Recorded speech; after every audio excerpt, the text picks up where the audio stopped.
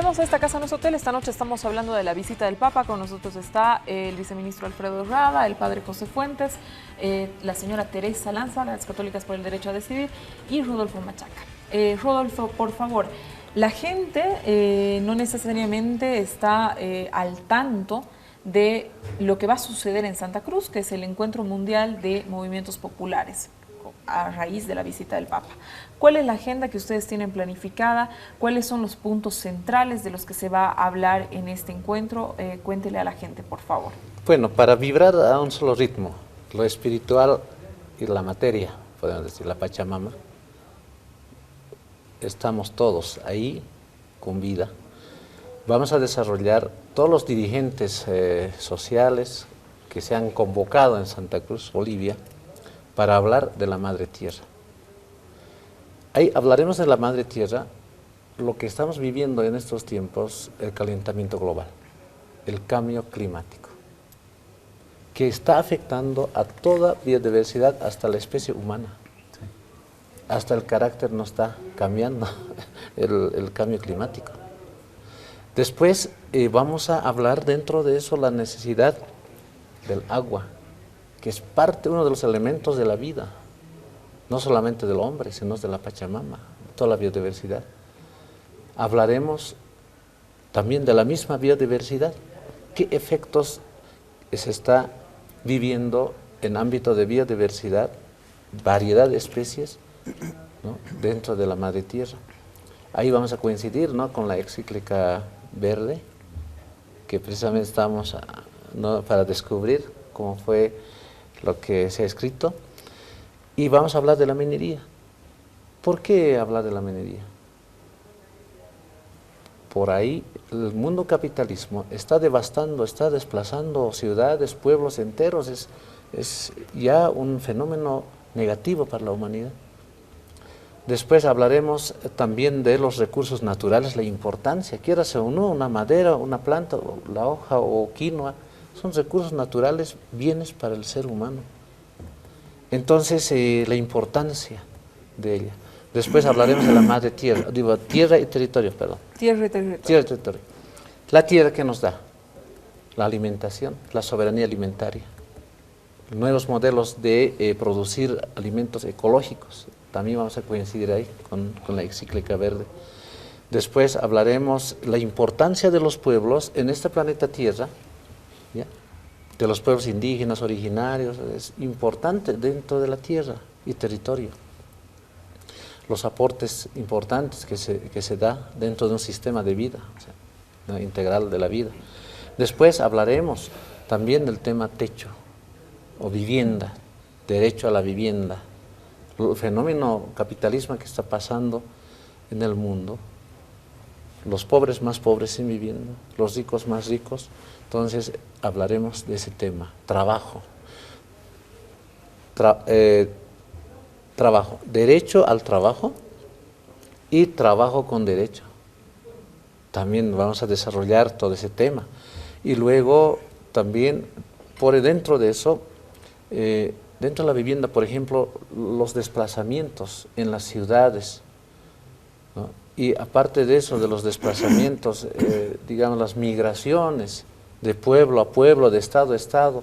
Entonces, es motivo de reflexión y eso está conectado con la espiritualidad también. Por eso va a ser una vibración muy importante entre espiritual y la materia. Y aparte de eso, la integración entre los pueblos es fundamental. Y hablaremos de paz, paz mundial, un pueblo con paz.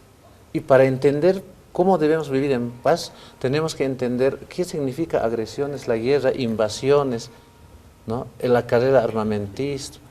Entonces, todos esos temas vamos a ir desarrollando. Y resultado de todo es resumen. La parte buena, pues, vamos a resumir, eso lo estamos llamando decálogo.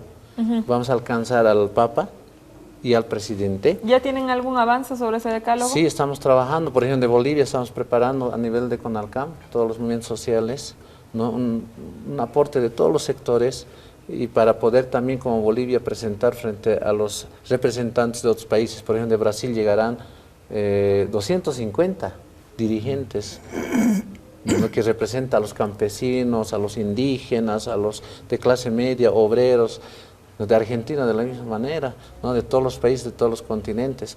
Entonces, y ahí ellos también presentarán, por eso todo el pensamiento, la vivencia, lo espiritual y lo que es la vivencia de Madre Tierra, estaremos juntando todos y presentaremos como una sola ruta, ¿no? Para que sea un eje central, para que la Iglesia Católica también, ¿no?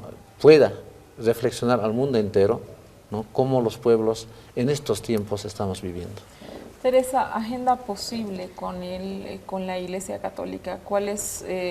Tú has estado en muchos encuentros de mujeres, has estado presente en las reuniones de mujeres de las Naciones Unidas, etcétera.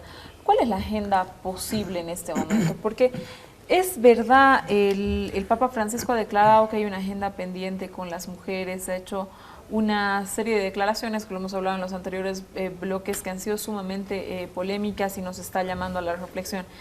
Pensaríamos que no hay un tema específico a las mujeres del que haya hablado el Papa Francisco.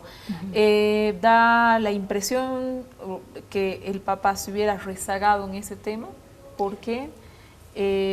Por otro lado, y en función a lo que decía el viceministro del anterior bloque, o sea, de verdad, ¿cuál, desde la perspectiva de ustedes, desde la conclusión que sacas en todos estos encuentros con las mujeres, cuál crees que sea la agenda posible en este papado de Francisco?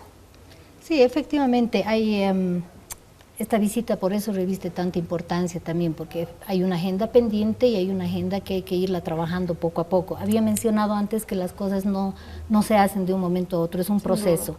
El Papa ha empezado esta encíclica, por ejemplo, que menciona el Padre José, que nos informa, que la leímos también, no íntegramente, pero la leímos y nos parece un avance, un salto cualitativo. Quisiéramos, cómo no sería lindo escuchar de aquí a un tiempo que haya una encíclica para las mujeres, ¿no? Me imagino que ahí se abordarían todos los temas que están pendientes con las mujeres. En este diálogo fecundo que estamos teniendo, no quiero dejar de mencionar dos preocupaciones, viceministro. Estamos en un Estado laico. La Constitución dice el Estado era separado de la religión. Mi temor es que si no hay alguna preocupación en el Estado, que en algún momento, como usted lo dijo, se están erogando fondos desde el Tesoro General de la Nación, del Estado, se están erogando fondos. No temen que siendo teniendo un estatus de Estado laico, estos fondos, porque me imagino que no son pocos, viceministro, por todo lo que estamos viendo, o sea, yo lo veo un poco exacerbado inclusive, ¿no? Como una idolatría se está generando en torno al Papa, y eso no es bueno ni para el Papa ni para nadie.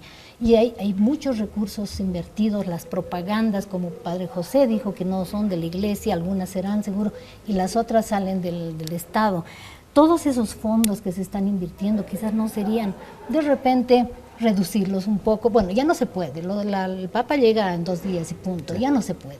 Pero no se han puesto a reflexionar sobre eso, vivimos en un Estado laico, ojo que pueden haber reacciones posteriores, ahorita no, pero posteriores, de decir, no hay, por ejemplo, un equipo médico en los centros médicos, en la televisión todos los días la gente va a llorar para que les dejemos 10 bolivianos, 50 bolivianos, porque el niño necesita una operación, porque no hay camas, porque el oncológico, porque esto, por el otro, por una serie de cosas, y esos centros médicos y esas escuelas, colegios necesitan pupitres, los niños están en el suelo, no hay vidrios en las escuelas, es decir, ese es un drama. ¿Cómo nos vamos a apreciar de haber pasado de ser un país de extrema pobreza a ser un país de ingresos medios bajos, cuando todavía estamos con estos temas, con estas cosas tan dramáticas, tan lamentables, la situación de las mujeres en las cárceles que viven con sus hijos? O sea, hay un montón de cosas que de repente, si se gastaba un poquito menos de plata en la llegada del Papa para recibirlo como se merece, de repente podíamos haber solucionado problemas de alguna comunidad, alguna ciudad, una de esas cosas. Pienso que de repente se acuse de vulnerar la Constitución Política del Estado, el artículo 4, ¿no? Esa es una preocupación. Y la otra es lo que mencionó también Alfredo en relación a los derechos sexuales y derechos reproductivos. la Constitución garantiza el ejercicio de los derechos sexuales y derechos reproductivos para hombres y mujeres. No en vano tenemos una normativa bastante avanzada, tenemos el Plan Nacional de Acción de Derechos Humanos, el Plan Nacional de Igualdad de Oportunidades, donde mete temas del catálogo de derechos sexuales y derechos reproductivos, Plan Estratégico Nacional de Salud Sexual y Reproductiva, Plan Nacional de Prevención, Control y Seguimiento del Cáncer de Cuello Uterino, Plan Nacional de Prevención, Control y Seguimiento del Cáncer de Mama, Plan Nacional para la Salud Integral de la Adolescencia y Juventud, normas y protocolos clínicos sobre el empleo del misoprostol en ginecología y obstetricia, movilizados por el derecho a la salud y la vida. Todo esto forma parte, y el otro plan también, Plan Estratégico Nacional para mejorar la salud materna, perinatal y neonatal. Esto es parte de los derechos sexuales y derechos reproductivos, ministro. Los derechos sexuales y derechos reproductivos no son la creación de algunas feministas apasionadas o preocupadas o de un grupo de mujeres, no, esta es una cosa que viene de los grandes espacios y conferencias y encuentros internacionales de más de 180 gobiernos. En algunos hemos coincidido también con el compañero cuando el presidente Evo estuvo en Naciones Unidas. O sea, esto no es una cosa así, ¿no? De un momento de euforia. Esa es mi preocupación. Sobre la erogación de recursos, Alfredo, ¿qué es lo que se espera entonces de la visita del Papa? Pareciera que hay una ganancia política en ambos sectores. Pareciera que la Iglesia Católica también hace un reencuentro con los pueblos, ¿no? Había un momento que se dijo que la Iglesia Católica estaba muy separada, ¿no? De, por lo menos las jerarquías católicas, muy separada del pueblo. Entonces ahí el Papa nos da una muestra de un acercamiento clarísimo con organizaciones sociales, movimientos populares, y parecería que el gobierno también gana, ¿no? Gana políticamente hablando, pero la pregunta de Teresa, porque es una pregunta dos preguntas. Dos preguntas, muy acertada. Sí. El tema de los recursos, el tema de políticas para las mujeres que no nacen de Bolivia, sino de encuentros internacionales, de acuerdos internacionales, etcétera, que cada país se compromete en llevar adelante. Entonces, ¿qué sucede con eso? Capaz no era mejor invertirlo en eso y acabar así la polémica con el padre Mateo. Bueno, a ver, no tengo las cifras exactas, porque eso maneja Cancillería. Sin embargo, puedo decirle, Teresa, que estamos siendo bastante austeros en cuanto se refiere al gasto para esta visita del Papa, que repito, es la visita de un jefe de Estado, no olvidemos eso, no es solamente la visita de el máximo representante de una entidad religiosa, no, tiene rango de jefe de Estado, no hay que olvidar este aspecto, y eso supone para el país obligaciones que por supuesto las vamos a honrar dentro de las posibilidades que tenemos, ¿no? Entonces en eso hemos sido muy responsables. Por otra parte, ya yendo a la segunda pregunta, una de las cosas que valora Francisco de Bolivia, no voy a decir del gobierno de Bolivia como país, es que hemos dado importantes avances, muy sustanciales avances en políticas sociales. Y creo yo que han habido políticas sociales muy importantes pensando en la mujer. Ahí está el bono Juana Zurduy, que además ahora el presidente hace unas semanas lanzó otra iniciativa que la vamos a implementar, que fue la de universalizar el subsidio de lactancia. Es decir, en este momento, ¿cuántas mujeres reciben el subsidio de lactancia? Únicamente aquellas que trabajan a contrato, que tienen un salario y que tienen un empleo fijo. ¿Qué porcentaje representa eso de la población económicamente activa de mujeres en nuestro país? Seguramente un 20%. ¿Qué pasa con el otro 80%? Entonces el presidente, precisamente al lanzar esa iniciativa de universalizar el subsidio de lactancia, está pensando en todas las mujeres trabajadoras. Yo creo que esas cosas son las que valora Francisco, ¿no? Y lo ha dicho públicamente. Y bueno, en cuanto a los avances que como país hemos tenido en estos años, 9 años de proceso de cambio en favor de las mujeres, bueno, nunca antes como hoy hubo tantas senadoras, diputadas, ministras, alcaldesas, concejales, en fin, son avances políticos que por supuesto también suponen una mayor participación de la mujer en esto que, bueno, es también la definición de lo público, ¿no? Y esto nos ha convertido, fíjense, en ejemplo internacional.